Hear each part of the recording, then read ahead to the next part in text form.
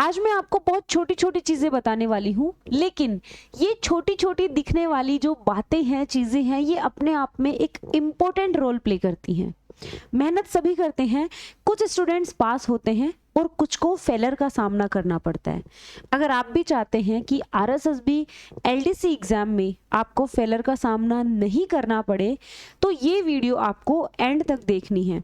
ये छोटी छोटी बातें ही आपका स्कोर बढ़ाएंगी, बूस्ट करेंगी। आइए शुरू करते हैं। आखिरी समय में क्या पढ़ना है और क्या छोड़ना है, सबसे कॉमन चीज़ जो बच्चों को बहुत ज़्यादा परेशान करती है। फर्स्ट टॉपिक से स्टार्ट करें उससे पहले अगर आप नए स्टूडेंट हैं, चैनल को सब्सक्राइब कर लीजिए। वीडियो पसंद आए, वीडियो आपके लिए यूज़फुल है तो प्लीज़ वीडियो को लाइक करिएगा। रिवीजन कैसे करना है, सबसे कॉमन बात। तो अब आपके पास 15 दिन का टाइम है। 15 दिन में हर सब्जेक्ट के हर टॉपिक का रिवीजन नहीं हो सकता है। जो टॉपिक आपका वीक है, पुअर है, उसी टॉपिक का आपको रिवीजन करना है। रिवीजन आपको शुरुआत से नहीं, एंड से शुरू करना है। लास्ट टॉपिक, फिर उससे पहले, फिर उससे पहले वाला टॉपिक, इस तरह से आपको रिवीजन करना है। रिवीजन उन्हीं मैटर और उन्हीं बुक्स से करना है जिससे आपने पढ़ा है। नई बुक्स लाके, नई चीज़ें लाके उनसे रिवीजन आपको नहीं करना है, सबसे पहली बात। सेकंड है, अब बच्चे मॉक टेस्ट लगा रहे हैं, तो जो कमज़ोर सब्जेक्ट हैं, पुअर सब्जेक्ट्स हैं, उसमें हमें क्या करना है, उनको कैसे संभालना है। जैसे कि कुछ स्टूडेंट्स हैं जिनकी मैथ्स बहुत ज़्यादा वीक है, उनमें से एक मैं भी हूँ। अभी स्टूडेंट नहीं हूँ, लेकिन जब मैं तैयारी करती थी मेरी मैथ्स बहुत पुअर थी, डर लगता था लिटरली। कुछ स्टूडेंट्स की इंग्लिश वीक होती है। वीक सब्जेक्ट्स को संभालने का एक ही तरीका है कि उसमें जो इजी टॉपिक्स हैं उनको आप अच्छा कर लीजिए। जो टॉपिक आपके नहीं समझ में आ रहे हैं उनमें आपको बहुत ज़्यादा ध्यान नहीं देना है, ठीक है। इम्पोर्टेंट और वीक टॉपिक्स को आपको अच्छा कर लेना है। जो सब्जेक्ट आपका बहुत अच्छा है उसको आपको इस तरह से बढ़िया कर लेना है कि उसमें बहुत कम गुंजाइश हो माइनस मार्किंग में जाने की। तीसरी बात है करंट अफेयर को लेके, कि करंट अफेयर को कवर करने का सही तरीका क्या है। कई बच्चे ऐसे होते हैं 2-2 साल तक की जो वार्षिक अंक है वो लेके बैठे हैं, पढ़ रहे हैं, करंट अफेयर में टाइम स्पेंड कर रहे हैं। करंट अफेयर पढ़ना है, लेकिन इतना भी डीप नहीं जाना है। 8 से 10 महीने का जो करंट है आप उस पर फोकस करो, ठीक है। तो 8 से 10 महीने का करंट पढ़ लो। लास्ट टाइम में आपको बहुत सारे टीचर्स ऐसे मिलेंगे जो करंट की मैराथन भी लाते हैं। तो मेरा पर्सनली सजेशन आपको ये है कि आपको करंट की मैराथन भी लेनी चाहिए लास्ट टाइम में, बहुत आपके काम देंगी। कम स्कोरिंग हिस्सों पर ज़्यादा समय बर्बाद ना करें। ये मैं आपको पहले दिन से बताते हुए चल रही हूँ कि किसी भी सब्जेक्ट में सारे जो टॉपिक हैं उनका सेम वेटेज नहीं होता है। किसी टॉपिक का वेटेज ज़्यादा होता है, किसी टॉपिक से कम क्वेश्चन आते हैं। आपको जो ज़्यादा स्कोरिंग जो टॉपिक हैं उनके ऊपर ज़्यादा फोकस करना है। जैसे कि इंग्लिश की बात करूं तो ग्लोसरी एक बहुत अच्छा स्कोरिंग टॉपिक है। सिनोनिम्स, एंटोनिम्स अच्छा स्कोरिंग टॉपिक है। 8 प्रश्न आते हैं, 8 से 10 प्रश्न ग्लोसरी के आते हैं। तो जो कम स्कोरिंग टॉपिक्स हैं उनके ऊपर आपको बहुत ज़्यादा टाइम बर्बाद नहीं करना है। जैसे कई स्टूडेंट्स हैं वो हिस्ट्री में घुस गए, तो वो हिस्ट्री पढ़े ही जा रहे हैं, 3-4 प्रश्न आएंगे, लेकिन उन 3-4 प्रश्नों के चक्कर में वो बहुत डीप जा रहे हैं। डीप नहीं जाना है। जो कम वेटेज वाले हैं उनको 2 से 3 बार पढ़ लेना है और छोड़ देना है। ज़्यादा फोकस जो स्कोरिंग टॉपिक है उनके ऊपर करना है। बहुत इम्पॉर्टेंट चीज़ जिसके ऊपर मैं हमेशा फोकस रखती हूँ वो ये है, आपको मॉक टेस्ट ज़्यादा लगाने हैं। लास्ट टाइम में मॉक टेस्ट लगाइए। और मेरा तो पर्सनली सजेशन ये है कि आपका फर्स्ट पेपर 9 बजे और सेकंड पेपर 3 बजे होगा, तो उसी टाइम में आपको मॉक टेस्ट देने हैं, ठीक है। मॉक टेस्ट के लिए आप स्मृति कोचिंग क्लासेस की टेस्ट सीरीज भी ज्वाइन कर सकते हो। 20 टेस्ट हम आपको दे रहे हैं 149 में, ठीक है, पेपर फर्स्ट और पेपर सेकंड के।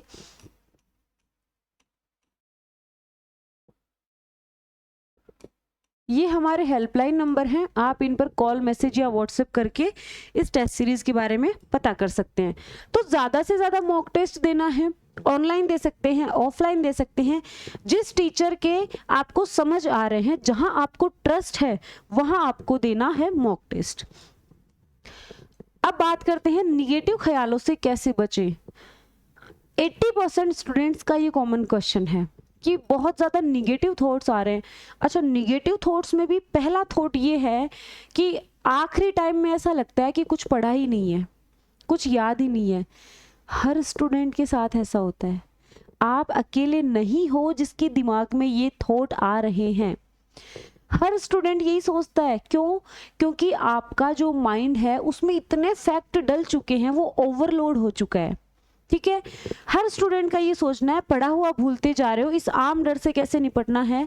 आम डर से ऐसे निपटना है कि अभी मुझे लग रहा है कि हाँ मुझे कुछ भी याद नहीं है, लेकिन जब आप एग्जामिनेशन हॉल में बैठोगे, आप क्वेश्चन पढ़कर 4 ऑप्शन जब आपको दिखेंगे, आपका माइंड तुरंत क्लिक करेगा, तुरंत आप सही ऑप्शन पे पहुंचोगे, क्योंकि आपको 4 ऑप्शन भी मिलेंगे। ठीक है, डिस्क्रिप्टिव एग्जाम नहीं है, ऑप्शनल एग्जाम है, तो आपको ऑप्शंस देखकर आपका माइंड तुरंत क्लिक करेगा। अभी हर स्टूडेंट यही समझता है कि मुझे कुछ याद नहीं है, मैं सब भूल रहा हूँ। तो ये आपके अकेले की परेशानी नहीं है, इससे आपको डरना नहीं है। मॉक टेस्ट में कम नंबर आते हैं, डिमोटिवेट हो जाते हैं। कल का लाइव सेशन था, उसमें एक बच्ची ने यही क्वेश्चन किया था कि मैम मॉक टेस्ट में कम नंबर आते ही भयंकर निगेटिव हो जाते हैं, डिमोटिवेटेड हो जाते हैं। अगर मॉक टेस्ट में आपके 20-30 नंबर कम भी आ रहे हैं, तो आप ये देखो कि कौन से टॉपिक से ज़्यादा क्वेश्चन कट रहे हैं, ज़्यादा निगेटिव में जा रहे हैं, उसको आप रिवीजन कर लो। सबसे बेस्ट तरीका, मॉक टेस्ट दिया उसका एनालिसिस करो, क्योंकि अभी भी 15 दिन हैं। अगर आप मॉक टेस्ट देने के बाद एनालिसिस करोगे, पता लगेगा किस सब्जेक्ट के किस टॉपिक से क्वेश्चन गलत हो रहे हैं, आप तुरंत उनका रिवीजन कर लोगे तो चीज़ें क्लियर हो जाएंगी। तीसरी सबसे ज़्यादा निगेटिव करने वाली बात यह है कि आप में से बहुत सारे बच्चों ने लाइब्रेरी ज्वाइन कर रखी है, पास वाला एलडीसी की तैयारी कर रहा है, अरे यार आज ये नई किताब लेकर आया है, इसके पास 3 नई किताबें हैं, मैं क्या करूँगा, मैं भी खरीद लेता हूँ, इसके पास 3 है, मैं 5 नई किताबें लेके आता हूँ। नहीं, ऐसी गलती आपको नहीं करनी है। आपको ना 3 किताबें खरीदनी है ना 5। आपने जिन बुक्स से अब तक पढ़ाई करी है, आपको उन्हीं से पढ़ना है आगे भी। नई नई चीज़ों को नहीं, अब एक्सपेरिमेंट करने का टाइम नहीं है। ये टाइम शुरुआत का था, आज से 6 महीने पहले का था, तब आप ये चीज़ें कर सकते थे। अब आप एक्सपेरिमेंट मत करिए। जिन टीचर्स से आप अब तक पढ़ते आए हो उन्हीं की मैराथन लो। करंट के लिए आप किसी भी अदर टीचर पे भी जा सकते हो, करंट के सब्जेक्ट पे। ओके, तो नई बुक्स या नए नोट्स में आपको नहीं पढ़ना है, जो अब तक आप पढ़ते आए हो उन्हीं से आपको रिवीजन करना है। कट ऑफ और रिजल्ट के बारे में ज़्यादा सोचते हैं, पिछली बार इतनी कट ऑफ रही थी, इस बार इतनी कट ऑफ। अच्छा, कई बच्चे जो कॉमन क्वेश्चन करते हैं वो ये है, मैम कितने क्वेश्चन करके आए, कितने क्वेश्चन अटेम्प्ट करें। बेटा ये तो पेपर के ऊपर डिपेंड करता है कि अगर हार्ड पेपर है, ठीक है, हार्ड लेवल का पेपर होगा तो बच्चे कम क्वेश्चन अटेम्प्ट कर पाएंगे, इजी पेपर होगा तो बच्चे ज़्यादा क्वेश्चन अटेम्प्ट कर पाएंगे। ऐसा थोड़ी है कि आपने टारगेट ले लिया कि भाई मेरे को तो 150 में से 145 प्रश्न सही अटेम्प्ट करने हैं और पेपर का लेवल हार्ड आ गया, आप 145 ही अटेम्प्ट कर रहे हो, आप निगेटिव में चले जाओगे। निगेटिव में नहीं जाओ, इसलिए आपको पहले से टारगेट नहीं बनाना है। आपको 2 राउंड में पेपर कंप्लीट करना है। फर्स्ट राउंड जो आपको 100% क्वेश्चन आ रहे हैं, एकदम सटीक आंसर आ रहा है, वो कंप्लीट करो, वो आपने अटेम्प्ट किया। उसके बाद में सेकेंड राउंड वो होता है जिसमें आप 2 ऑप्शन तो रिजेक्ट कर दो और 2 में आप कंफ्यूज हैं, उनको भी आप अटेम्प्ट कर सकते हो, क्योंकि वहाँ 50-50% चांस होते हैं सही होने के। तो आपको ज़्यादा नहीं सोचना है कट ऑफ और रिजल्ट के बारे में। ये बहुत इंपॉर्टेंट बात है जो मैं आपको हमेशा समझाती हूँ। एग्ज़ाम के डर से नींद नहीं आती है, घबराहट होती है, रूटीन ख़राब हो जाता है। नींद का आना बहुत ज़रूरी है और मेरा ये मानना है कि चलो अभी नींद नहीं आ रही, लेकिन एग्ज़ाम के पहले 5-7 दिन में आप अपनी नींद अच्छे से पूरी कर लेना। आप क्या होता है, जब बैटरी चार्ज हो जाती है ना, तब ज़्यादा अच्छे से काम कर पाती हैं। नींद जब लोगे तो आपका माइंड जो है वो चार्ज होगा, एग्जामिनेशन हॉल में आपका माइंड उतना ही अच्छा परफॉर्म कर पाएगा। नींद प्रॉपर लोगे, घबराहट नहीं रखोगे, योगा करो, मेडिटेशन करो, जो भी चीज़ आपको रिलैक्स। लास्ट टाइम में क्या होता है, हमें बहुत ज़्यादा घबराहट नहीं करनी होती है। आप पढ़ रहे हो, कई बार आप मत भी पढ़ो, बीच में आपको लगा यार आधे घंटे का ब्रेक चाहिए, आप ब्रेक लो, ठीक है। इन चीज़ों का आपको ध्यान रखना है। सबसे इंपॉर्टेंट चीज़ पे चलते हैं, पेपर्स कैसे सॉल्व करना है ना, कौन सी गलतियों से बचना। अब एग्जामिनेशन हॉल में आपको क्या करना है, एग्जाम देने जा रहे हो, अफरा तफरी, ये भूल गया, ये रख लिया, लेट पहुंच गए, 5 मिनट लेट हो गया, गेट बंद कर लिया, फिर बाहर खड़े खड़े रो रहे हैं। आपने कई सालों तक इस एग्जाम की तैयारी करी है, हो सकता है पिछली बार आपने बहुत अच्छी तैयारी करी, आप फेल हो गए, आपने दोबारा तैयारी करी है, अपने इतने साल बर्बाद नहीं हो। मेरा ये मानना है कि एग्जामिनेशन हॉल पर टाइम जो दे रखा है ना, उसके 1 घंटे पहले पहुंचो। रखना आपको सारी चीजें हैं, आईडी कार्ड रख लिया, एडमिट कार्ड रख लिया, जो भी चीजें हैं वो सारी रख ली। टाइम का आपको स्पेशली ध्यान रखना है, टाइम मार्जिन लेकर आपको चलना और टाइम पे पहुंचना है। शुरुआती प्रश्न कठिन मिलने पर पैनिक हो जाते हैं, ये मेरी भी आदत थी जब मैं एग्जाम्स देती थी। शुरुआत के 5-10 क्वेश्चन अगर मुझे टफ लगते थे ना, तो मेरे हाथ पैर वाइब्रेट करने लग जाते थे, मुझे ऐसा लगता कि बस अब तो गए। लेकिन अब आपको इन चीज़ों पे ओवरकम करना है। एग्जामिनर फिरकी लेता है, आपको शुरू में हार्ड क्वेश्चन देगा, लेकिन आगे जाके वो चीज़ें मॉडरेट होती जाएंगी। आपको शुरुआत में नहीं आ रहा है, छोड़ दो, सेकंड क्वेश्चन नहीं आ रहा है, छोड़ा, थर्ड नहीं आ रहा है, छोड़ा, जहां से आपको आ रहा है वहां से। यकीन मानिए शुरुआत के 5-7 प्रश्न अगर ऐसे आएंगे, लेकिन आगे जाके आप डिस्टर्ब हो जाओगे, तो जो ईजी क्वेश्चन होंगे वो भी आप गलत कर दोगे। पैनिक नहीं करना है, कोई बात नहीं, खुद को ये कहना है शुरुआती प्रश्न 5-4 हार्ड ही होते हैं, मुझे आगे वाले प्रश्नों को अच्छे से अटेम्प्ट करना है।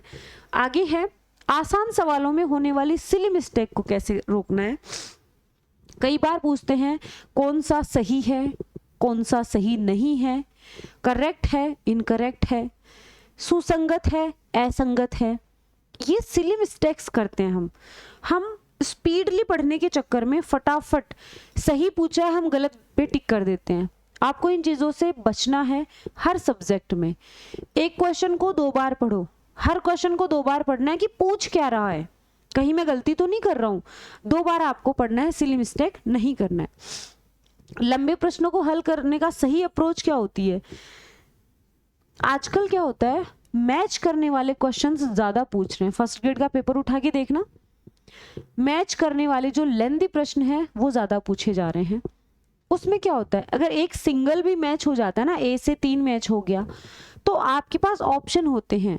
आप जो लेंथी क्वेश्चन है उनका सही तरीका आपको अप्रोच करना चाहिए। जैसे कथन और कारण वाले हैं, उनको भी आपको बहुत अच्छे से पहले कथन पूरा डीपली पढ़ना और समझना होता है, फिर उसके कारण पे जाना होता है। सही तरीके से आपको लेंथी क्वेश्चन अटेम्प्ट करने हैं।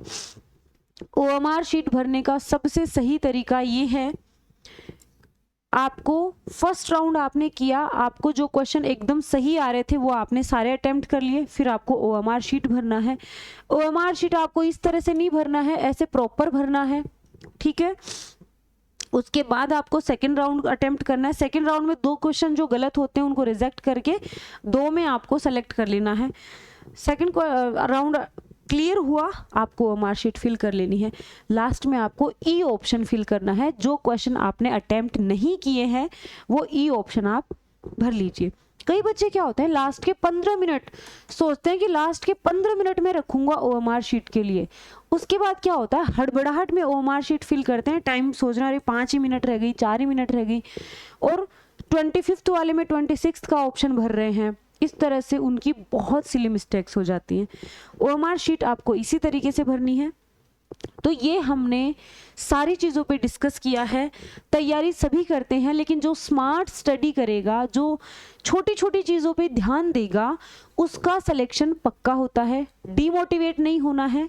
इन सारी बातों के बाद भी अगर आपको कोई भी डाउट है, आपको डीमोटिवेशन कहीं से आ रहा है, आप परेशान हैं, आप निगेटिव हैं, आप हमारे हेल्पलाइन नंबर पे कॉल करके मुझसे बात कर सकते हैं। व्हाट्सएप पे मैसेज कर सकते हैं, टेक्स्ट भी कर सकते हैं। हम आपसे बात करके आपको प्रॉपर गाइड करेंगे। तो आपको अच्छे से तैयारी करनी है। आज ही मैं आपको ऑल द बेस्ट बोलती हूँ। आपने जो मेहनत करी है खुद की मेहनत पर और अपने टीचर की मेहनत पर विश्वास रखिए, आपका सिलेक्शन श्योर होगा। वीडियो पसंद आए वीडियो को लाइक करिए, चैनल पर नए हैं चैनल को सब्सक्राइब कर दीजिए।